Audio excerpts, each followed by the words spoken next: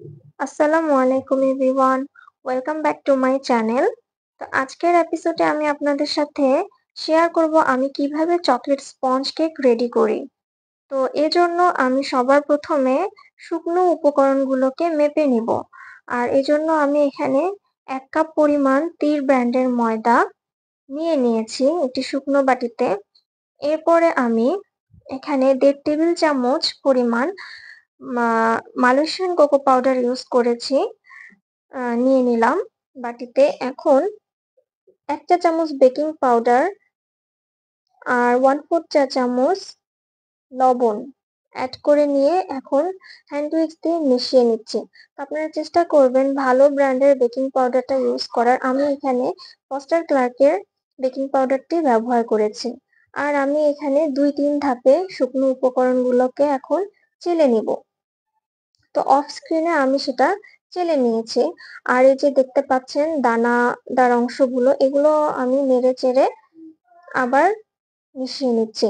তো আপনারা যারা আমার এই ভিডিওটি যদি আপনাদের উপকারে আসে, তাহলে প্লিজ সবাই আমার চ্যানেলটিকে সাবস্ক্রাইব করবেন এবং আমার পাশে থাকবেন।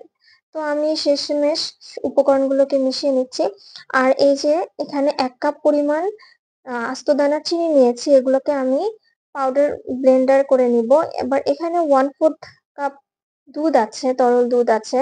এর মধ্যে আমি ১ টেবিল চামচ পরিমাণ ইনস্ট্যান্ট কফি এবং ৪ টেবিল চামচ পরিমাণ রেগুলার রান্নার সয়াবিন তেল আমি এড করে দিচ্ছি এবং এই যে এখানে ১ টেবিল চামচ পরিমাণ চকলেট ইমালশন বা চকলেট পেস্ট বলি, যেটাই বলেন না কেন, একত্রে মিশিয়ে আমি এই লিকুইডটাকে রেডি করে রাখবো।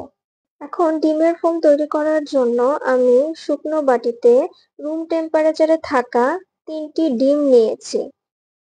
এখন একটি ইলেকট্রিক বিটার দিয়ে আমি ডিমগুলোকে ফোম করে নিব যতক্ষণ না পর্যন্ত এই ডিমগুলোর মধ্যে একটি ফোমি টেক্সচার চলে আসছে।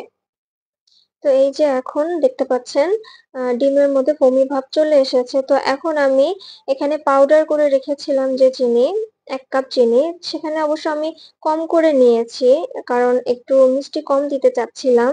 উম তো আমি এই চিনিগুলোকে ২ থেকে ৩ ধাপে আমি মিশিয়ে এড করে নিব এবং ফোম করে নিব। ডিমের ফোম যত ভালো হবে আপনার স্পঞ্জ কেক ততই ভালো হবে।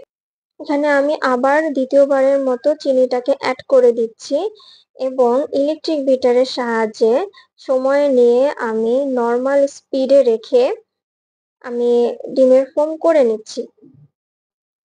তো ডিমের ফোম পারফেক্ট ভাবে হয়েছে কিনা সেটা বোঝার জন্য একটি টেকনিক আছে, যেটা আমি সবসময় ফলো করি। যখন এরকম একটা সংখ্যা লিখলে ফোমটা মানে আর ডেবে যাবে না, লেখাটা ডেবে যাবে না, কয়েক সেকেন্ড স্টে করবে, তখনই বুঝতে হবে যে ডিমের ফোম পারফেক্ট হয়েছে। এখন আমি এই লিকুইড মিশ্রণ এবং এই শুকনো উপকরণ একসাথে আ মা একের পর এক দিয়ে মিক্সড করে নিব। শুকনো উপকরণগুলো আমি ২ থেকে ৩ ধাপে মিশাবো। যখন শুকনো উপকরণ একটু দিব, তার সাথে লিকুইড মিশ্রণও আমি একটু করে দিয়ে নিব। নেড়ে অবশ্যই লিকুইড মিশ্রণটি ঢালার আগে নেড়ে চেড়ে নিতে হবে, তা না হলে শুধু তেলগুলোই পড়ে যাবে। এখন এখানে সবচেয়েতে যে সাবধানতার সঙ্গে যে কাজটি করতে হবে তা হচ্ছে এই যে মেশানোর শুকনো উপকরণ মেশানোর যে পদ্ধতিটা, এখানেই একটু ভুল হয়ে গেলেই আমাদের কেকটি আর ভালোভাবে ফুলবে না বা ফুলেও পরে ডেবে যাবে। তো এই যে দেখেন আমি সেকেন্ড টাইমের মতো এই যে একটু শুকনো উপকরণ নিলাম এবং তার সাথে লিকুইড মিশ্রণও দিয়ে দিলাম। এবার এটাকে আবারও আলতো হাতে ঘুরিয়ে, ঘুরিয়ে একই দিকে ঘুরিয়ে আমি আস্তে, আস্তে এটাকে উপকরণগুলোকে আমি মিশিয়ে নিব। ওভার মিক্স করা যাবে না, সেদিকে খেয়াল রাখতে হবে। সর্বশেষ শুকনো উপকরণগুলো দিয়ে দিব এবং আমি লিকুইড মিশ্রণটুকু দিয়ে দিব। যদিও আমার সবটুকু লাগেনি এখানে, পরে আমি সেটা ইউজ করে নিব অন্য কোনো কেক বানানোর সময়। এই যে দেখতেই পাচ্ছেন আমি মিশিয়ে নিচ্ছি খুবই আলতো হাতে। আমি এখানে ভিডিওটাকে কিন্তু ফাস্ট করিনি।